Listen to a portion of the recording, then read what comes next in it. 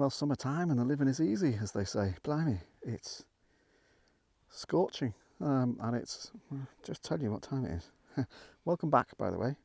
It's 7:30 and I'm in Snowdonia, and I'm at a lake. The fish are literally jumping. I'm not sure the cotton is high, but there we go. And what amazing conditions, absolutely stunning conditions. So it's 7:30 in the evening, I should say, and I'm here for hopefully a bit of sunset action. So I'm at this lake. I'm not even going to try and pronounce the name, but Snowdon's over there. So and this is Ugarn, which is confusing because there's another mountain over the side of Snowdon called Ugarn, but this is Ugarn, and I'm trying to get an image, but I've only been here about 10-15 minutes, so I've come quite late, spent most of the day doing some work in the garden at home, so come out quite late with the intention of being here for sunset. But as you can see, the sun's off to my right. I'll try and use my shadow. Sun's off to my right, and it's casting a nice amount of light. Just so that's not my, what I'm hoping to do is later on look across the lake towards Snowdon as the sun's going down. But I thought while I'm here, I'll look at this reflection. There's a bit of wall here, and I'm the midges are out. There's a midge climbing on the back, but I'm on a composition with this wall leading through to the mountain, and there's a nice bit of reflection. So it's a bit of a challenge. I've not put my filter in yet. I've got a polarizer in. I've not put a filter in, so I'm going to take a reading off the sky and expose for the sky. It's a nice little bit of cloud just above the mountain, and then I'm going to take a reading off the mountain and expose for the mountain, and hopefully what I get then is a nicely opportunity to blend those images and create kind of a nicely exposed shot. And I'm sorry if it seems that I'm whispering a little bit, but there's a couple of guys fishing and I don't want to disturb them, so fly fishing, but I've literally seen fish just popping up. There's loads of little flies about, so they're obviously jumping up to feed on them. So I'm going to try composition here, but then there's this fantastic tree behind me. At the moment it's well lit, so I'm going to see if I can get up.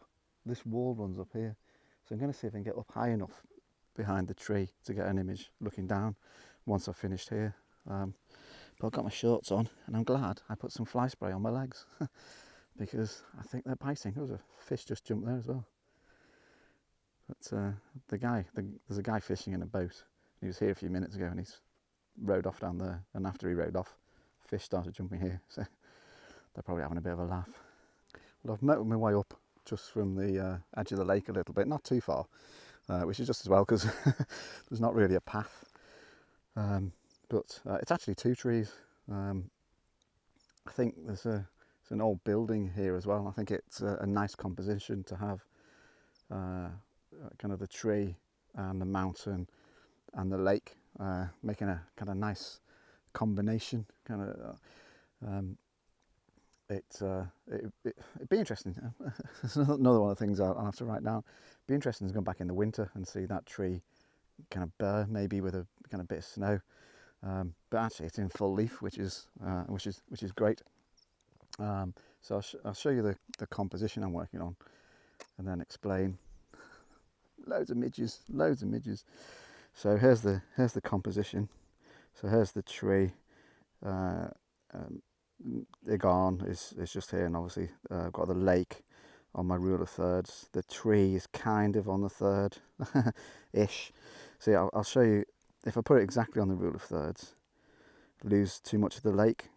So rules are there to be broken. So I'm just putting the tree a little bit to the right of the rule of thirds, about there, maybe there, and then taking a reading off the sky. So go for a quite underexposed kind of in the land, but then take a reading off Ugarn, and I'm not going to go too bright on that, and I'm being eaten alive. So It's one of the things about the summer is the amount of midges around. So what I'm hoping for with that composition is you get kind of that old building. It's nice that the sun's in such a position that it's shining through the window, so it's illuminating the wall through the window. Now I don't know whether that will pick up on the image, but I'm hoping it does. One of those kind of minor details. The tree is nicely illuminated from the side. The garden is nicely illuminated from the side. The water's not the sun's not falling directly onto the lake in the foreground, but there's a nice reflection. So hopefully that all combines to create a pleasing image. But what I'm going to do is, because it's about another hour and a half till sunset, I might walk all the way around and come back over here, because there's a nice looking kind of boat hut. Might try and include that in an image, because I'd like to be looking that way towards Snowdon as the kind of evening light illuminates Snowdon. Well, that's the plan anyway, if I'm not completely kind of exsanguinated. That's a big word for a vlog, isn't it? But the midges. Oh. But anyway, going to go back down to the path and have a bit of a wander, see what else I can see. There's also an island, so there might be a composition. And it'd be also quite nice to get the guy in the boat fishing. But at the moment he's quite far out in the middle of the lake, so he'd just appear as a kind of a dot. But if he was quite close in, it'd be quite nice to get that. Might shout him and beckon him over. Well, I've walked all the way around the lake, so hopefully you can see there's the tree I was photographing earlier, and I've kind of been right round. Actually, I found there's a kind of the remains of a building. Actually, there's remains of that building there, there's remains of the building there, and then there's one further around. So at some point there must have been a few people living around here, because they look like houses rather than sheep pens. But I also found some cotton grass, which I photographed, but I was going to film a piece photographing the cotton grass, but there was just so many midges, I kind of took my photos quickly and legged it. There's also loads and loads of damselflies and dragonflies. But anyway, so I've come back, so the car park is just where the boathouse is. Car's just parked there, so it's literally kind of 100 yards away. But I've come back to where the wall is, looking towards Snowdon Massive. And what I'm waiting for is, as the sun's getting lower, the light is changing on Snowdon, and I'm deliberately looking at, you can see the nice reflection in the surface of the lake, and I'm just looking at Snowdon as an image that I'll crop into a kind of a panorama. So I'll show you the what I'm up to, so you can see. I've balanced it a little bit, so there's a kind of a mountain coming in at each end. Looks a little bit like a Christmas cracker, so you've got the kind of the wider bit going narrow at both ends.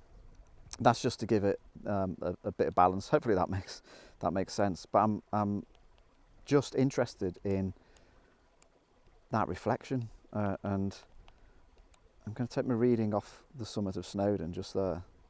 So that's probably a little bit dark, but I'll take that, and then I'll just brighten it a little bit. It's probably about right. It's hard to tell on the screen on the back of the camera, but what I'll do is I'll crop most of the sky and most of the water out, primarily because there's no, the sky is just blue, although it's nice to see blue sky for a change, but the sky is just blue, which is a bit boring, and the majority of the foreground of the lake is just blue, reflecting the sky, so that's a bit boring. So I'll just go for kind of a letterbox view of Snowdon and the reflection. But you can already see the shadow is starting to climb up Snowdon, so just waiting for the colours and the lights to change. So I've taken a few just as the colours have changed, but it's almost, you've probably seen, you go on holiday and you see those kind of panoramic postcards in the gift shops. That's almost kind of the image I'm going for. But yeah, it's quite a nice, it's a So nice. I wouldn't recommend being down that end of the lake. You get a decent view of Garn, but not much else. So this is definitely the end of the lake to be. And I think it seems daft saying this in June, but I'd definitely come back in the winter, because imagine snow on the top of Snowdon reflected in a flat, calm lake. That'd be pretty cool. So just going to wait for the light to change a bit and see how that goes. Hopefully it'll get a bit more orangey as the sun heads down. I think it's about another, let me have a look at it's about another 20-25 minutes till sunset. But yeah, we'll see how that goes. Well, you know, they call the hour after sunset the blue hour. I'm going to rename it the midgie hour, because I'm getting eaten alive by midges. So there's just billions of them. So you can see Snowdon now, no light on it at all, and the sun is down. What time? I'll just check the time. Yeah, sun's been down for 10 minutes. So it is blue hour, and I've taken an image or two now. It's kind of a long exposure. I'll show you. It's the same composition, but I'm on f22 to try and get a long exposure, so it's giving me kind of 2.5 seconds, and it's just kind of giving some movement in the water. But I'm going to pack up. Just as the sun was going down, the guy who was fishing rowed across, and I got him, I think, just about in the bay. So I'm hoping that it might be a little bit blurry, because he was moving and it was a relatively long shutter speed, but I don't mind that too much. And I just had a nice chat with a guy called Dave Jones, who's from a photography club in D-side. So we had a nice chat. He'd been looking at my website. In fact, he was up there looking at my website. It was quite nice. We had a good chat about photography. So I think that's going to be it. It's glorious. It's a glorious day. All that was missing was a bit of cloud over.